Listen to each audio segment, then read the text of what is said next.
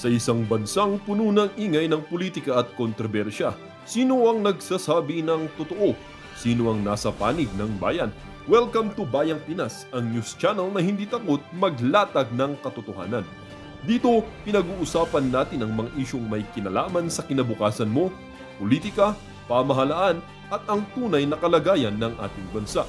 Hindi kami bayad, hindi kami bulag. Sa Bayang Pinas, ang boses ng mamamayan ang tunay na headline. Kaya kung sawang-sawa ka na sa mga baluktot na impormasyon at scripted na kwento, dito ka na. Dito sa Bayang Pinas, tayo ang bantay at boses ng bayan.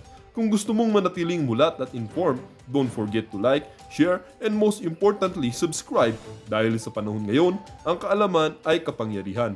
Ito ang Bayang Pinas, balitang totoo, pusong makabayan para sa sambayanang Pilipino. Tara na't alamin ang tunay na balita.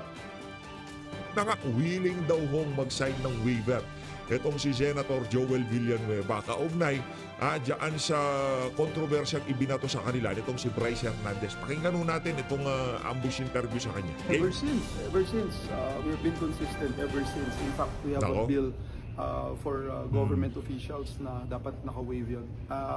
I was just elected as Committee on Banks chair. We'll pass it. Sir, for the record, you're open. Definitely ever since I'm open. Ever since. Ever since.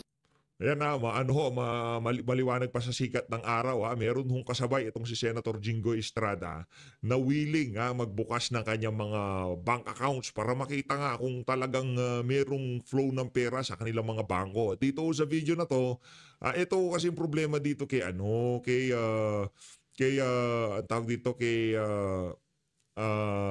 Soto, nung hindi ho siya ang Senate President, ang galing ho niyang magsabi na dapat sumunod tayo sa rules. Dapat sumunod tayo sa tradition. Sumunod tayo sa mga patakaran sa Senado. Nung naging senador na ho siya, wala na eh. Labo-labo na eh. Hindi po, nung hiniram itong si Bryce Hernandez, wala na hong balikan. Nakalanto ko, hindi ganoon. Kung pinipreach mo nung hindi ka Senate President na kailangan sumunod tayo sa rules, nung naging Senate President ka na, kung ano yung mga sinasabi mo, dapat sundan mo. Ito si Senator, ang ating Senate President, Alan Peter Cayetano. Game. Sunod yung batas. You're questioning si SB why he is allowed. I'm questioning bakit hindi nasusunod yung batas at yung rules ng Senate. I'm not questioning it personally. May mga tatayo. What I'm saying is that sinasagot ko lang yung tanong nyo na ano yung agenda namin. Kasi nga, ang lahat ng pag-uusapan dito, kahit anong bills, kahit anong solusyon, kahit anong problema, actually ang main namin sana today is yung house arrest ni President Duterte kasi medyo urgent yon. Kaya lang nga, naunahan ng mga issue na to. Kasi hindi naman pwede na may VIP witness tayo, tapos may witnesses tayo, nag-a-apply pa lang ng protection, sinushoot down na natin. Kaya nga labo ho dun, no? Itong si Bryce Hernandez, VIP ho siya eh. Sinabi niya sa dito ako, ilalagay siya doon, dito ako, ilalagay siya doon. Pero itong mag-asawang Diskaya, linabas na nila, nalalaman nila pagkatapos bigla-bigla. Ngayon na kagad yung tipong hindi sila kahit konsiderang state witness, hindi ho ginawa nitong nitong Tito Soto na to. Ito talagang si School Bukol. Malaki ang problema niyan sa mga susunod na panahon. Maniwala ho kayo siya hindi. Malaki ho ang pananagutan ng mama na yan sa sambayan ng Pilipino. Lipat na ho tayo dito kay School Bukol. Yun, eto, dito ho tayo kay School Bukol. Always, the Senate President is always in office because of the trust and confidence of his colleagues. We serve at the pleasure of our colleagues. So, if there are yung ilang mga colleagues mo, hindi yung kumbaga trust and confidence ng majority. Hindi, iwag mong i-colleagues lahat kasi pagka-colleagues parang gine-generalize mo. Ang dami ng sukang-suka sa'yo dyan sa Senado eh. Di ba labo ho nun, no? Pagiging Senate President dahil yan sa trust and confidence ng mga colleagues. Hindi, nung mga ilang mga sumusuporta sa'yo. O yung mga majority, yung mga nabigyan ng pabor sa pagiging mo na yan. Siyempre, may kompromiso yan. Alangan naman, di ba? Yung mga wala namang pakialam sa mga Diskaya, ang gusto lang talaga magkaroon ng pwesto dyan sa pagiging Senate President mo. Talagang papapil yung mga yan. Halimbawa na lang yung mga Tulfo, di ba? Wala naman silang pakialam. 2028 lang naman ini-aim yan eh. Anong ini-aim nila? magkaroon ng presidente sa pamilya nila. Real talk, huwag tayong maglukon dito. Yun naman ho talagang iniim ng mga Tulfo na yan. Yung mga Cayetano, bakit? Ay, hindi. Yung mga Villar, ano ba? Marami silang issue na pwedeng kalkalin ng administrasyon. Di ba? Ilang araw bago magkaroon ng rego doon. Yung sinusundot ho nila yung issue nitong mga Villar, yung kesyo pagmumultahin yung pamilya nila, yung House of Representatives nagpaparamdam doon sa prime water na kesyo iimbestigahan. Di ba? Ano ho talaga mga kababayan, talagang ika nga parang inuunti-unti ho nila yun, nagiba sila. Siguro yung mga Villar, walang nakuhang pabor dyan. Maliban doon sa hindi makakalkal yung mga issue nila na ayaw nilang pag-usapan sa media. Re-electionist ba yan si Mark? Re-electionist ba yan si Mark Villar? Yung tahimik lang. Alam ko re-electionist yan si Ay, si Mark Villar tama. Re-electionist siya. 2020 pala siya naging senador. Tama, nako. Kaya pala kailangan hindi talaga mapag-usapan yung mga hindi dapat mapag-usapan. By the way 984,996 na ho tayo. Kung sino man ang makakapag 985,000 subscriber ho sa atin, mega love shoutout. Palakpakan. Yan, di ba? Tuloy natin tong si School Bukol. The majority of members in Senate who want a different Senate President, what can we do? So be it, napag-usapan. Siyempre. There is no such thing. That was the talk among us. Ayun na nga mga kababayan, dito ho sa bahagi ng video natin na to, dumako na ho tayo dito. Sa tingin ko ngayong mga panahon na to, nasisermon. Sinisermonan ho itong si Jaldico, itong si Terry Redon, no? Hindi ko kasi niya napagtanggol dito sa hearing na to, dito sa budget deliberation na to ng Department of Agriculture. Nakarantaw ko, ibang klase ho itong si Elizalde ko. Ang dami ho niyang bagahe. Meron pagiging contractor niya, pagiging congressman niya, pagiging appropriation chairperson niya, dyan sa SunWest. Napakarami hong problema nitong mama na to. Sa tingin ho natin, ngayon pa lang sinasabi na natin mga kababayan, sa mga issue na to, isa ho yung si Jaldico sa most guilty. Yan naman ho kasi ang perks, di ba? Kaya lahat ng mga siraulo na gustong gumawa ng kabalbalan, ang priority ho na talaga nila, makaupo ho sila sa pwesto para yung tipong medyo untouchable ka, di ba? Tingnan nyo yung nangyari kay Elizalde ko. Nung medyo mainit-init na sitwasyon, wala nang maraming Cheche Burechet, lipad siya pa Amerika kasi bumababa daw blood pressure niya. Bumababa blood pressure o tumataas blood pressure? Kinakabahan ka na dahil nabubulgar na yung mga kabalbala mo dyan. Alam naman natin, hindi naman gagawin ni Elizalde ko yun, na siya lang. Di ba? Ang nagpalipad sa kanya, yan si Martin Romualdez, wag ka uuwi dito, nanto ko, kakatayin kita. Ito, si Terry Redon, isa sa mga gumagapang ngayong mga panahon na to para mailis ang usapan. Mula dyan sa mga buhaya dyan sa House of Representatives, ay binalik ko doon sa mga senador dyan sa Senado. Politika yan Ngayon, kung pagka nagpakaano ho tayo, yung tipong pinaniwalaan natin lahat ng ifinifeed sa atin sa social media, malaki yung problema natin dyan. Kaya hindi ho lahat ng naririnig at nakikita natin, sinasakyan ho natin yan. Kilatisin nyo ho, magagaling ho kayo dito sa PH Update. Alam ko yung mga kasama natin dito, hindi basta-basta mabobola, no?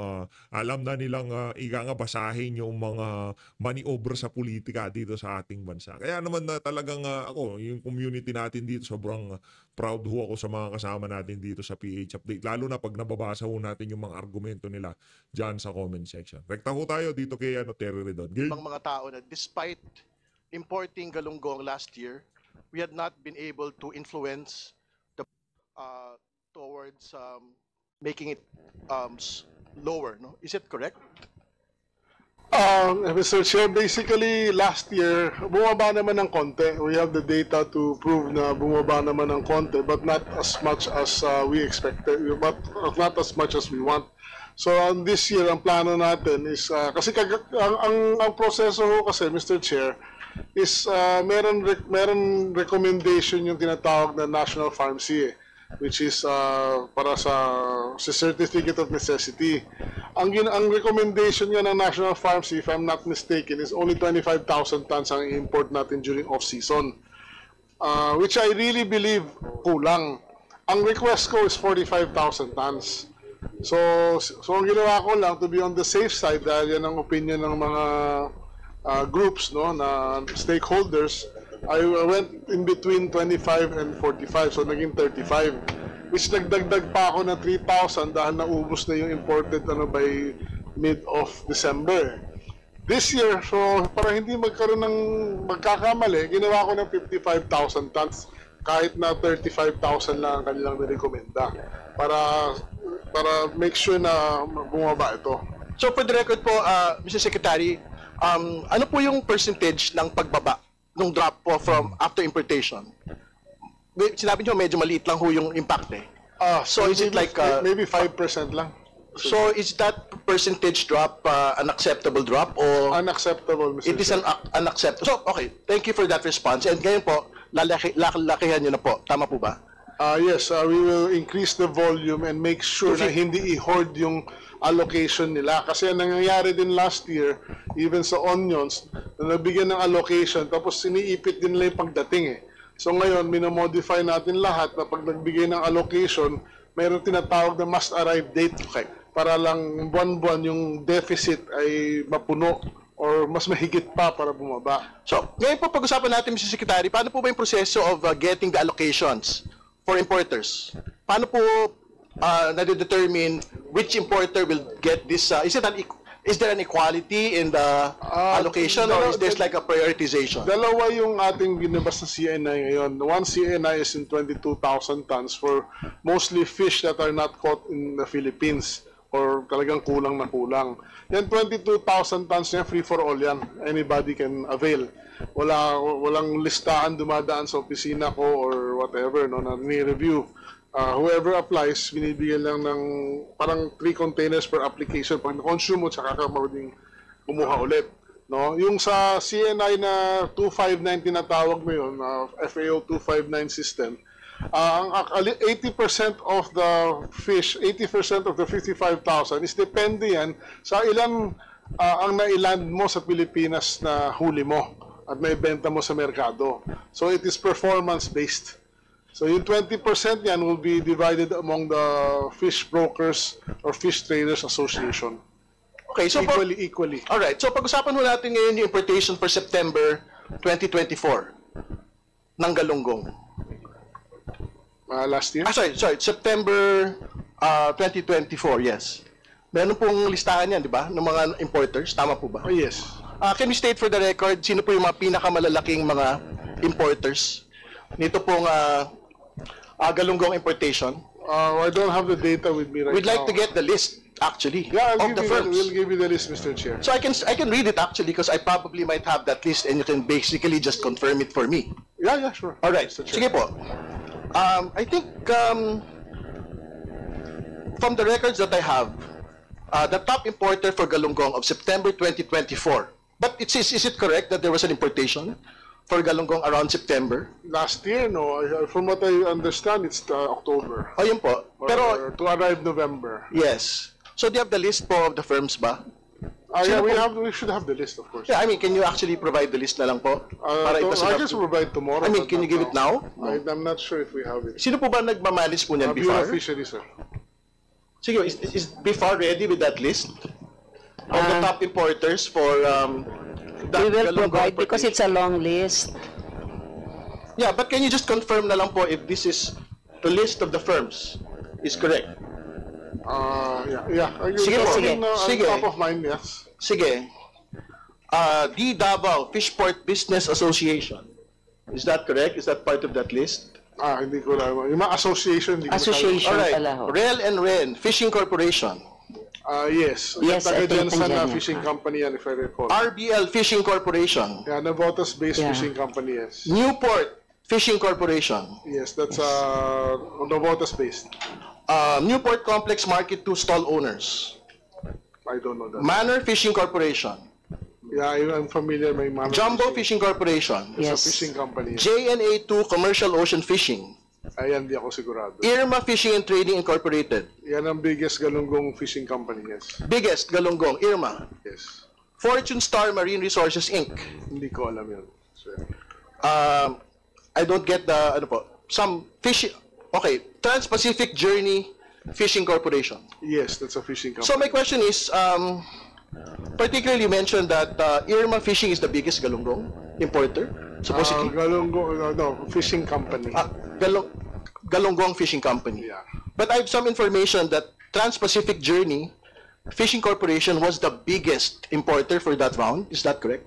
Yes, because they are the biggest fishing company in terms of total volume of fish landed, not only galunggong. Kasi ang Trans-Pacific Journey is tuna and galunggong eh. Ang Irma is only galunggong. Mas maliit yung catch nila eh. So that would explain why they got the biggest allocation. Is that correct? It's not about galunggong. It's not species specific. It's about total volume of seafoods landed. All right. Can you state for the record who are the owners of this TPJ? The family of the Tiangcos. Mr. Chair. Nako, yan Congressman Toby Tiangco. Their family kasi ang kumpanya na yan was owned by their parents. Do you not find any conflict? Ayun naman pala eh. Papunta kay Congressman Toby. Ayun naman pala. Kaya pala nandyan ka. Buti na lang. Kung hindi, di ko natin napansin. 985,000 subscriber ng tayo. Diba? Kaya pala nandyan ka, Brad. Dahil kay Congressman Toby Tiangco. Anak ng toko, pambihira ka talaga. Pagka nga naman tinamaan ka ng pambihira talaga. Pa-clash talaga tumama. Conflict of interest, Mr. Secretary, that the Tiangcos are importing the largest fishing agalunggong for this round. Well, if you want me to really comment on that, I think they deserve what they are getting because they are the pinakamalaking nilaland talaga eh. This is very scientific and everything, so wala akong nakikitang issue. Well, I'm stating it for the record because Congressman Tiangco is actually a member of the Aquaculture and Fisheries Committee in the last Congress. Hindi ba? So you did not make conflicts of interest checks relating to this. Sa akin, I've been working in the industry for so long. Yung kumpanya nila is their family has been in fishing for more than 60 years. So it is performance-based, Mr. Chair. So technically, kung sino pinakamaraming nilan, recorded ng PFDA yan, nagbabawal ng buwis yan, so they should get the biggest allocation. But in the several rounds that you had made importations for galunggong, is it correct to say that this is only the first time that they were like the top importer? No. Or were they always the top importer? Well, during the time of President Duterte, I would have to say na marami doon sa listahan kaya hindi sila naging na botas na overcome ng iba dahil marami akong nakitang problema sa mga landed reports ng that administrations before nung panahon na yon. Just give you an example.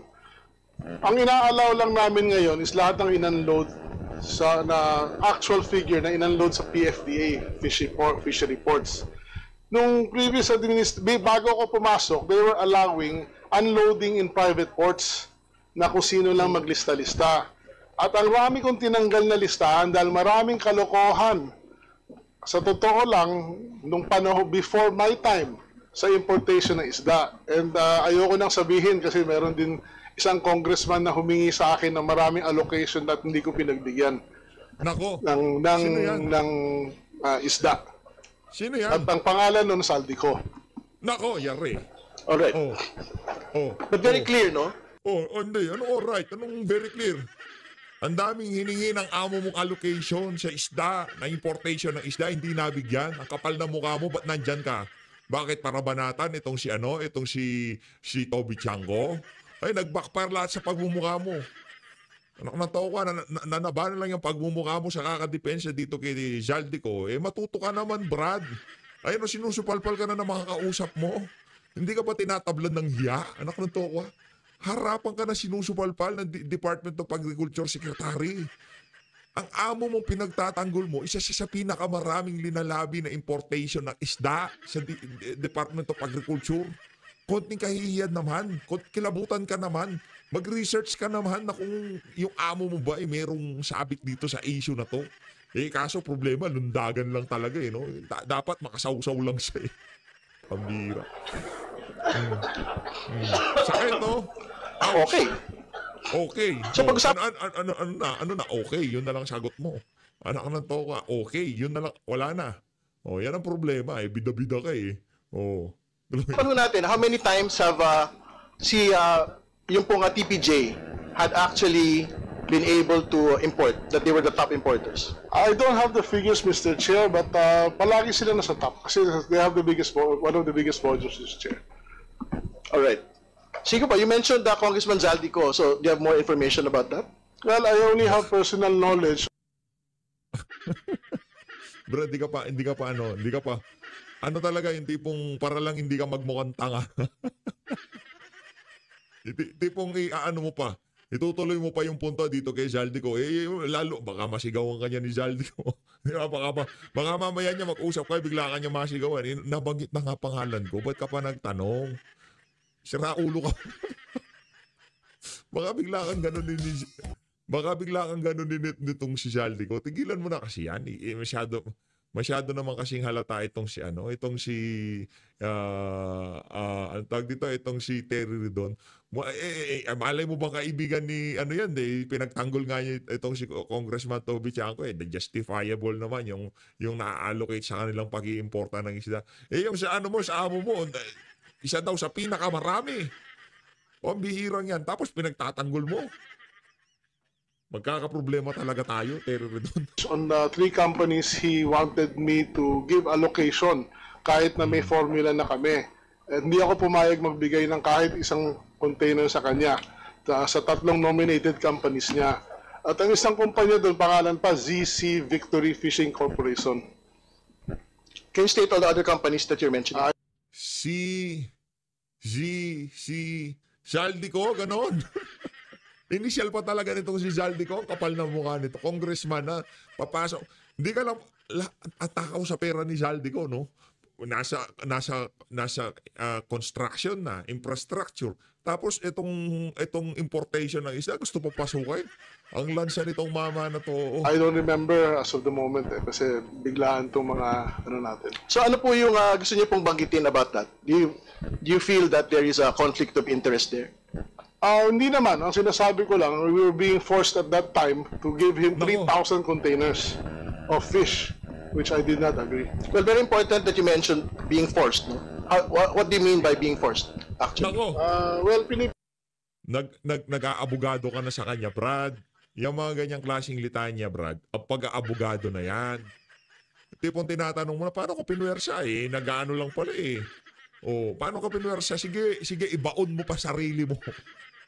Sige lang, Terry Ridon, very good ka dyan sa ginagawa mo. Pilit na kami mag-issue ng import permit while we already have a formula. No, which, ito nga yung formula na lumabas and it is very clear na fair to sa scientifically, the data speaks for itself. At kaya kong tindigan to. But you have did you actually issue it or no? Did you issue po the request? No. All right. No. Thank you. Thank you very much. Okay ka na? Okay ka na? Kaya niya daw tindigan yun. Oo, kung kaya niyang tindigan, kung maangas yung amo mo, pauwiin mo siya ng Pilipinas, mag-usap silang dalaw nito si Taba Chingching, DA Secretary. Yan ang problema sa iyo, Terry Ridon eh. Depensa ka ng depensa, nagmumukha ka ng tanga sa kakadepensa sa amo mo. Ang gawin mo, ang pinakamagandang gawin mo dito, Terry Ridon, pauwiin mo ng Pilipinas si Eddie Zaldico. Tapos usapan. Pero habang ganitong ginagawa mo, yung tipong walang humpay ang pagdepensa mo diyan sa House of Representatives sa kanya. Tapos ang daming mga tanong na hindi nabibigyan ng kasagutan dahil nga naman wala siya dito. Ikaw, depensa ka ng depensa. Diba? Ang gawin mo, pauwiin mo siya ng Pilipinas. Sabihan mo siya, boss, di ko na kaya to. Yari ako dito, ika nga. Nakananto ka, kahit anong depensa gawin ko, dami mong problema eh. Meron kang issue sa importation ng isda. Meron kang issue sa flood control. O, substandard flood control. Kasama ka sa listahan eh, yung SunWest mo, di ba? O, sa iyo yun eh. Ba't umalis ka ng Pilipinas kung wala ka naman palang problema kung nag-divest ka na, di ba? Yun ang binibida nitong si Terry Ridon eh. Nag-divest naman yan si Tapos na siya, di ba? Wala na siyang problema dyan. Nag-divest na nga eh.